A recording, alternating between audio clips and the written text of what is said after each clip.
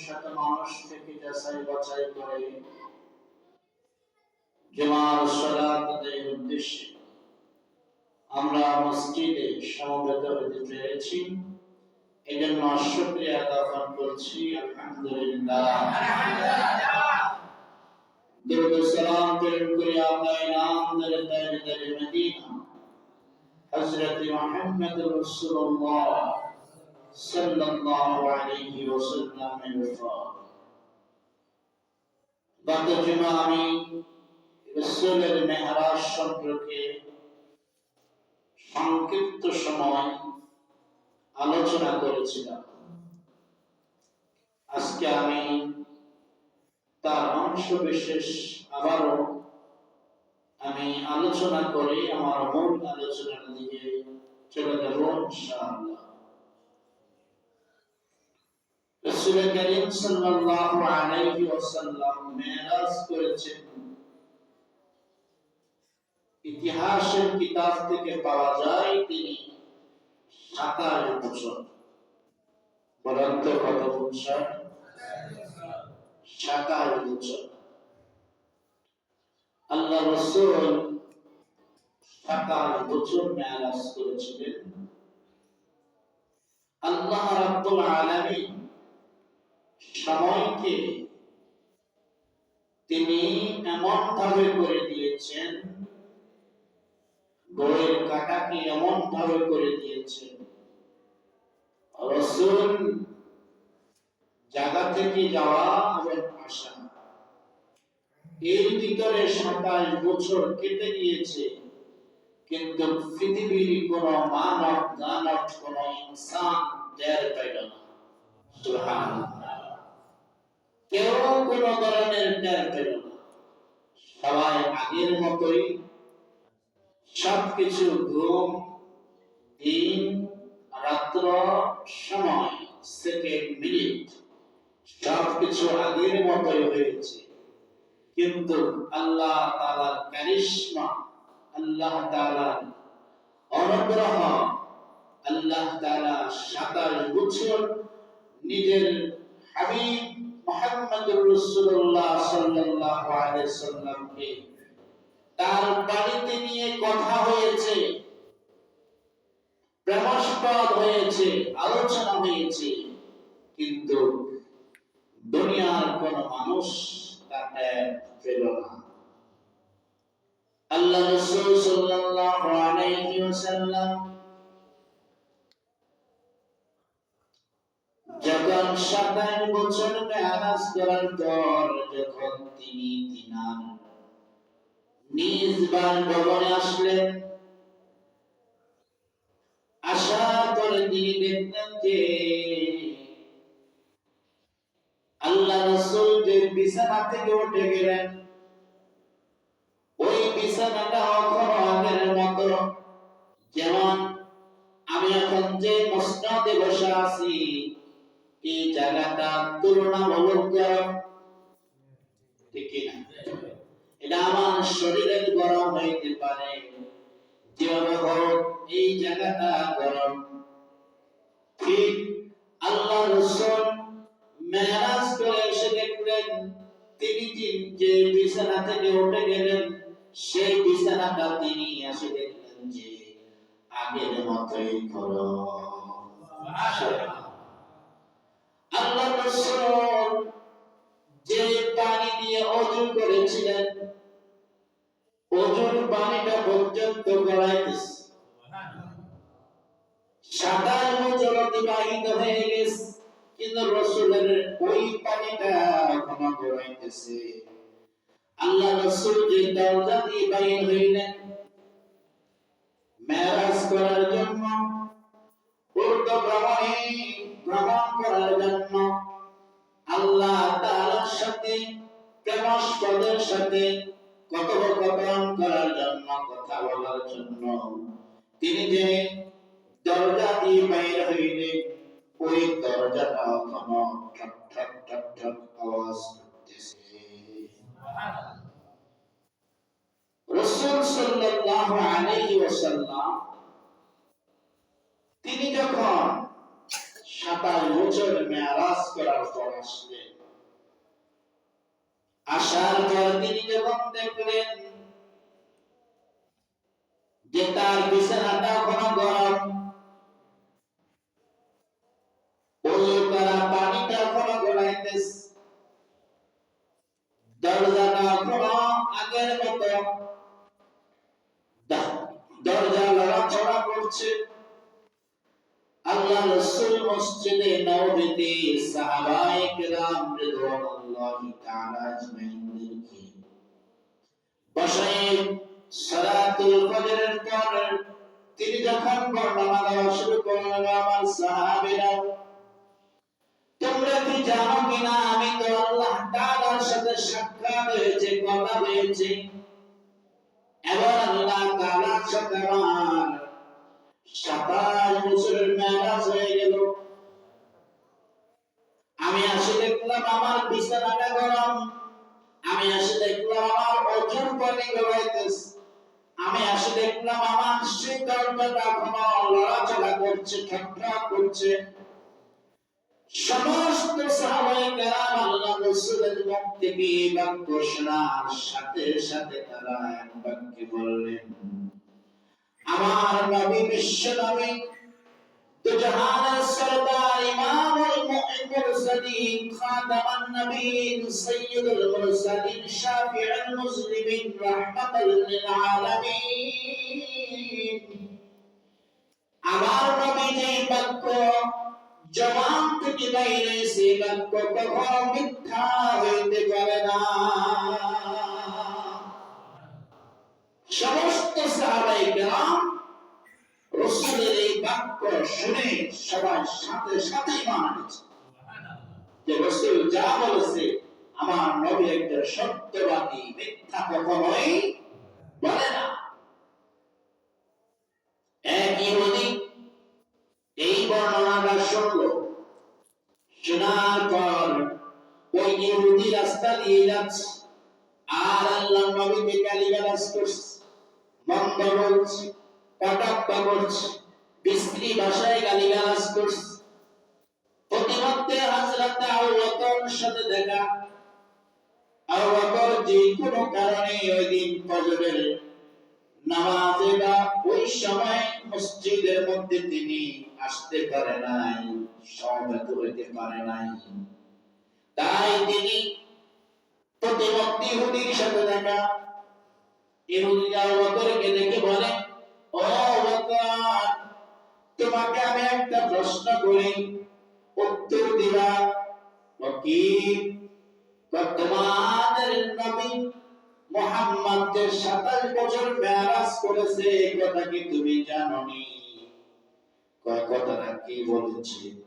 মুহাম্মদ বলেছে। আবু বকর বললেন, তারপরে আর কোনো কথা আসেনি? তো আছে। কি? মুহাম্মদ বলে, সেই যে বিছানা থেকে উঠে গেছে সেটাও নাকি গরম, যে পানি দিয়ে ওযু করছে সেটাও নাকি চলমান, যে দরজা দিয়ে তিনি বাইরে হয়েছেন দরজা নাকি এখনো নড়াচড়া ঠকঠক করছে, এবং তিনি নাকি 27 বছর মেরাজ করেছেন। আবু বকর বলে, তুমি সত্য করে বলো, এই কথাটা কি বলেছে? এই কথাটা বলেছে মুহাম্মদ। কাবদুল্লাহ ছেলে মুহাম্মদ এই কথা বলেছে। আবু বকর সাথে সাথে ওই ইহুদিকে জবাব দিয়ে দিলেন, আমার নবী কখনো মিথ্যা বলতে পারে না, মিথ্যার আশ্রয় নেয় না, মিথ্যা বলে না।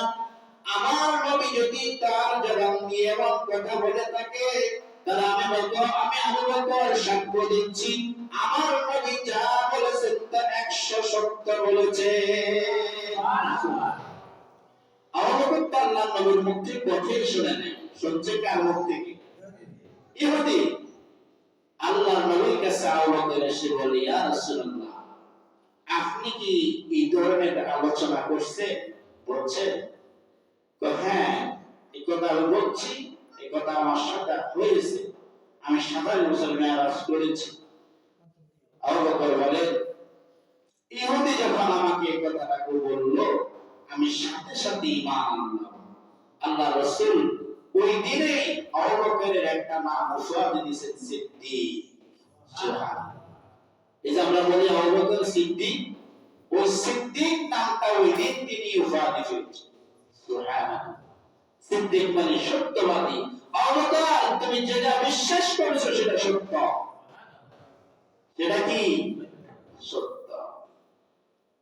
আল্লাহ রাসূল সাল্লাল্লাহু আলাইহি সাল্লাম মেরাজ করেছেন আল্লাহর সাথে। আমাদের আরেকটি ঘটনা বললে কিতাব এসেছে, সেটা আপনাদের অতি সহজে বুঝে আসবে। জিব্রাইল ফেরেশতার নাম শুনেছেন? জিব্রাইল আমাদের ফেরেশতার মধ্যে 4 জন বড় ফেরেশতা, আজরাইল, জিব্রাইল, মিকাইল, ইসরাফিল। এই 4 জন ফেরেশতা হলো ফেরেশতাদের প্রধান। ঠিক আছে? তো জিব্রাইল আলাইহিস সালাম আল্লাহ তাআলার কাছে বলছে, আল্লাহ আমি আপনার জান্নাত এবং জাহান্নাম দেখতে চাই। কি দেখতে চাই বলেন? জান্নাত এবং জাহান্নাম। আপনি যে জান্নাতকে এত সুন্দর করে বানাইছেন, সুসজ্জিত করছেন, এত কারুকার্য করেছেন আপনার বান্দাদের জন্য, আর জাহান্নামে যে আপনি এত আযাব রেখেছেন বেনামাজির জন্য, সুদখোরের জন্য, ঘুষখোরের জন্য, জিনাকারের জন্য, চোরের জন্য, ঘুষের জন্য, মিথ্যা বলার কারণে, সগলখড়ি করার কারণে, পরনিন্দা করার কারণে, সমাজে সুদের সদস্য হওয়ার কারণে, আদান প্রদান করার কারণে, চুরি করার কারণে, ডাকাতি করার কারণে, অন্যের হক নষ্ট করার কারণে আপনি যে জাহান্নামটা বানাইছেন, এত ভয়ঙ্কর জাহান্নাম, সেই জাহান্নামটা আমি একটু দেখতে চাই। কে বলছে? জিবরাইল আলাইহিস সালাতু ওয়াস সালাম। আল্লাহ কয়, জিবরাইল তুমি জান্নাত জাহান্নাম দেখতে পারবে না। জিবরাইল কয়, আল্লাহ আপনি তৌফিক দিলে পারবো না, এটা কি কথা? আপনি তো তৌফিক দিলে আমার দ্বারা জান্নাত জাহান্নাম দেখা সম্ভব। তো আল্লাহ তাআলা জিবরাইলের দুইটা ফাঁকা দিলেন, ফাঁকা। এক ফাঁকার মধ্যে 600টা ফল, দুই ফাঁকা 1200, আর এক ফাঁকার একটা ফলের টান 6000 মাইল। সুবহানাল্লাহ। আওয়াজ আমাকে বুঝে সুবহানাল্লাহ। ये कोई যায় জানে মুসলিম ঠিক আছে? 600 মাইল। আর ওই জিবরাইল উঠতে উঠতে 6000 বছর পর্যন্ত উঠছে। সুবহানাল্লাহ। কিতাবের মধ্যে লেখে 6000 বছর পর্যন্ত উঠছে। ওর পর ক্লান্তি আসছে, অস্থিরতা বিরাজমান করছে। তিনি একটু জিরাবে, একটু বিশ্রাম নিবে। তখন তিনি যেমন মানুষ তেমন তার একটা ভার আছে, বসবে তো হেমকমল জায়গায় তো লাগবে। দেখলেন বিশাল একটা গাছ। তখন জিবরাইল ভাবলেন এই গাছটা মনে হয় আমার লোক বহন করতে পারবে। তিনি ওই গাছের উপর বসলেন। বসার পর গাছকে জিজ্ঞাসা করে, গাছ তুমিও আল্লাহর মাখলুক, আমিও আল্লাহর মাখলুক, তুমি বলতে পারো আমি যে আল্লাহর জান্নাত আর জাহান্নাম দেখতে যাইতেছি, এই যে আমি 600 বছর উঠলাম, আমি 600 বছর পড়ার পর আমি কতটুকু আসছি আর কতটুকু বাকি রয়েছে? সুবহানাল্লাহ। কতটুকু আসছি আর কতটুকু বাকি রয়েছে? গাছ বলতেছে, আল্লাহ তাআলার পক্ষ থেকে গাছের জবান খুলে গেল। গাছ বলতেছে, জিবরাইল শুনে রাখো, আল্লাহ পাকের জান্নাত দেখা তো সহজ না।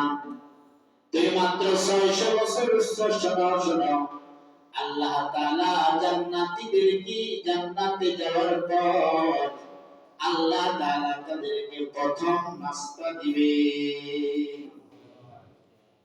আমাদের বাড়িতে কোনো মেহমান আসলে, আমাদের বাড়িতে যখন কোনো মেহমান আসে, তখন আমরা মেহমানদের খাতিরে প্রথম কি করি?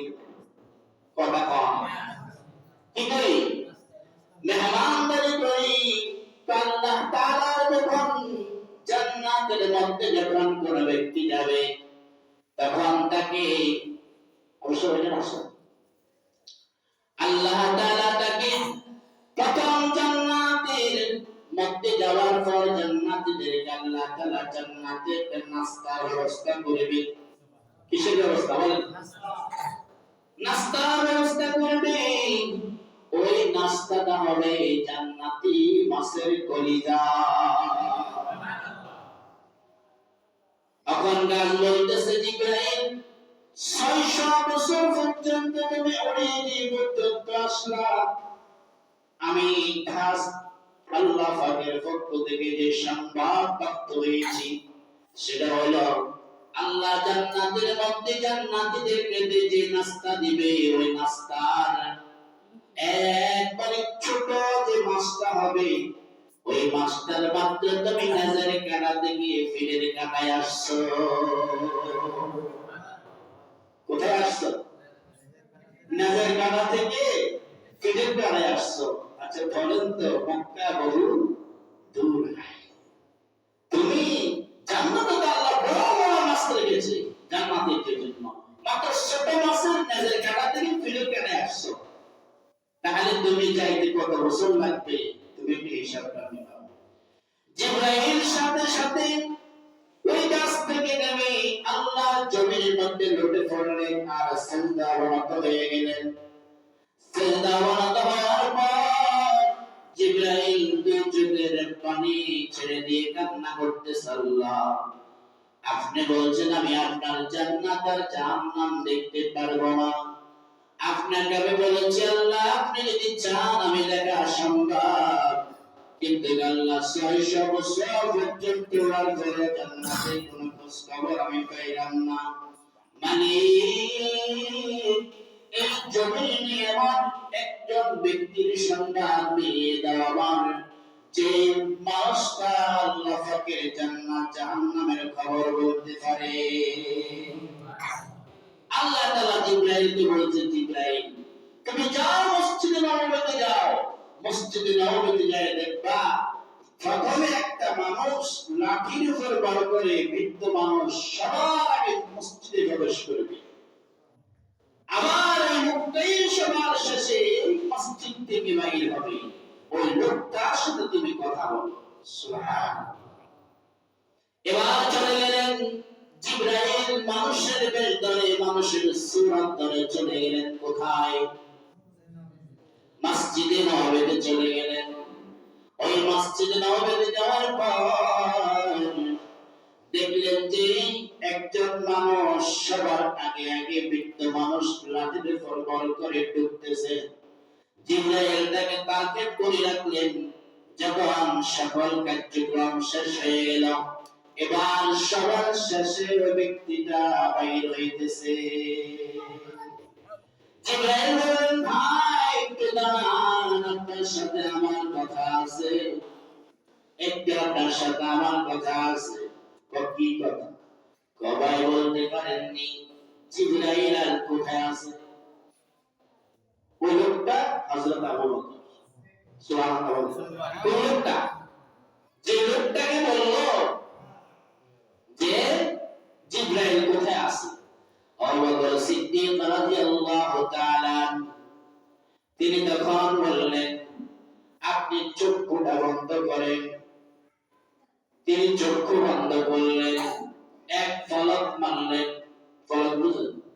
এই বন্ধ করতে মারতেন না, এটা ফলক। এটা কি কর? ফলক। এক ফলক মারলেন। এখন আবু বকর রাদিয়াল্লাহু তাআলা বললেন, ভাই আমি আল্লাহর আট বেহেশত ৭ জন আল্লাহর মাহফুজ কালাম আরশ কুরসি, সাত আসমান সাত জমিন, আমি সব কিছু সৈর করে দেখলাম, কোথাও জিবরাইল নাই। আমি আবু বকর, তুমি জিবরাইল। আমি আবু বকর, তুমি জিবরাইল। والذين آمنوا أشد حبا لله।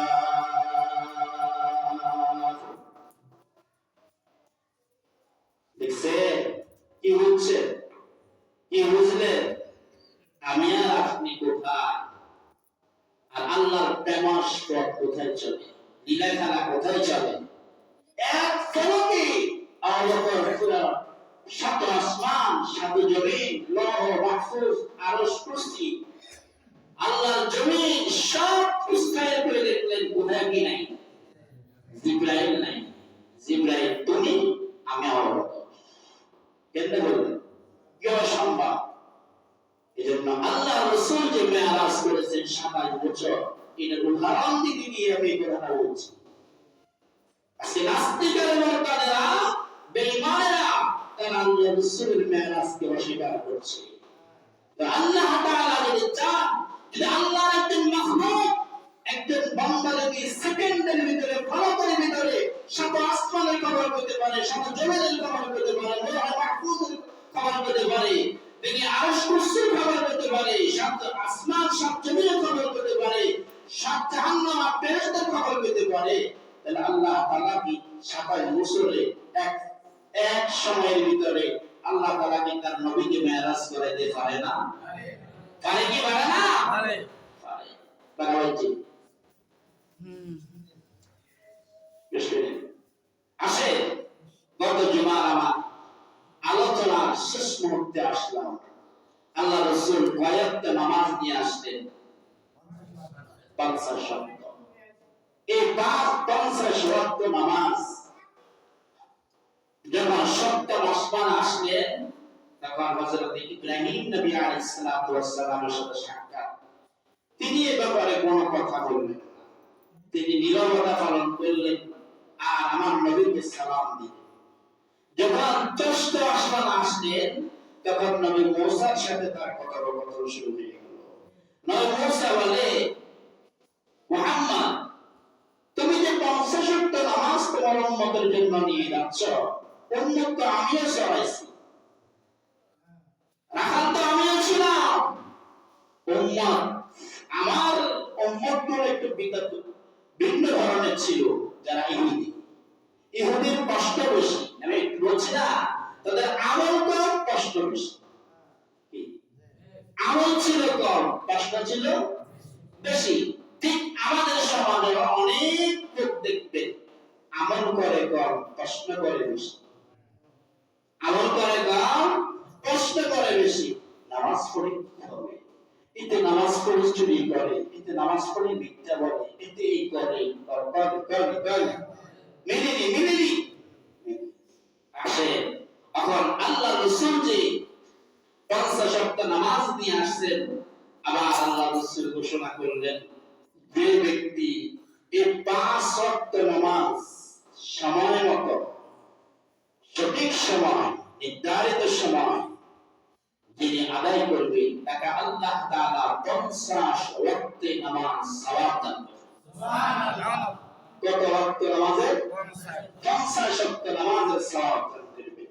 এজন্য যারা নামাজ অবহেলা করে, অলসতা করে, আল্লাহ তাআলা বলেন, ফাওয়াইলুল লিল মুসাল্লিন আল্লাযীনা হুম ইউরাউন। ফাওয়াইলুল লিল মুসাল্লিন আল্লাযীনা হুম আন সালাতিহিম সাহুন। আল্লাহ তাআলা বলেন, যে ব্যক্তি এই 5 ওয়াক্ত নামাজের মধ্যে কি করবে? অবহেলা করবে, অলসতা করবে। আমি এই কথা বলি নাই যে নামাজ পড়ে না, নামাজ ছেড়ে দিয়েছে। নামাজ ছেড়ে দেওয়ার কোন একটা, নামাজ অলসতা করার একটা। নামাজে যে ব্যক্তি অলসতা করবে, পড়ছি, পড়ব, সময় আছে, একটু পরে, এমন একটা অবস্থা আমাদের হয় কিনা?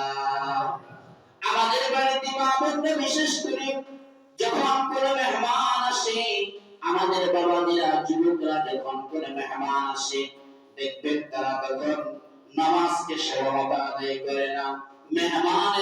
মেহমানদারির খাতিরে যখন তাদের মেহমানদারির আঞ্জাম দিতে যান দেখবেন যে প্রায় সময় তাদের জোহর পড়ে না, আসর পড়ে না, মাগরিব পড়ে না, ঠিক কিনা? এমনকি যখন নামাজের সময় যা বা এমন সময় দৌড়াদৌড়ি করি নামাজটা অনেকজনে পড়ে নাই, কিন্তু নামাজের মধ্যে ঠিক কি থাকে না, খুশু থাকে না, খুজু থাকে না, একাগ্রতা থাকে না, নামাজের মধ্যে ধীরস্থিরতা থাকে না। এই নামাজ আল্লাহর কাছে গ্রহণযোগ্য নয়। আল্লাহ তাআলা বলেন, যে ব্যক্তি নামাজের মধ্যে বেহারা করবে, জলসা করবে, অবজ্ঞা করবে, আল্লাহ তাআলা বলেন ফাওয়াইলুল লিল মুসাল্লিন আল্লাযীনা হুম আন সালাতিহিম সাহুন। ওই ব্যক্তির জন্য আল্লাহ তাআলা রেখেছেন একটা ভয়ঙ্কর জাহান্নাম। মাউন নামে জাহান্নাম। এই জাহান্নামের প্রভাব কেমন, এই জাহান্নামের তীব্রতা কেমন, এই জাহান্নামের অবস্থাটা কেমন, গর্জনটা কেমন, এই জাহান্নামের এমন গর্জন, আল্লাহ তাআলা বলেন সাকা জমিনের যত গাছপালা, তরুলতা, বৃক্ষ, রাজি, যত মাখলুক আছে সব কিছু যদি জাহান্নামের মধ্যে দেওয়া হয়, মুহূর্তের মধ্যে, ফলকের মধ্যে, মোমের মধ্যে গলে যাবে, মুহূর্তের মধ্যে গলে যাবে। এমন এক জাহান্নাম আল্লাহ তাআলা তাদের জন্য নির্ধারণ করে রেখেছে যারা নামাজের মধ্যে অলসতা করে। এই যখন অনেক মুসল্লি আছে দেখবেন ঘরে বসে আছে, দোকানে বসে আছে, রাস্তায় বসে আছে, খেত খামারে আছে, অথচ জুমার নামাজ চলতেছে, কিন্তু তারা মসজিদে আসবে না। কখন আসবে?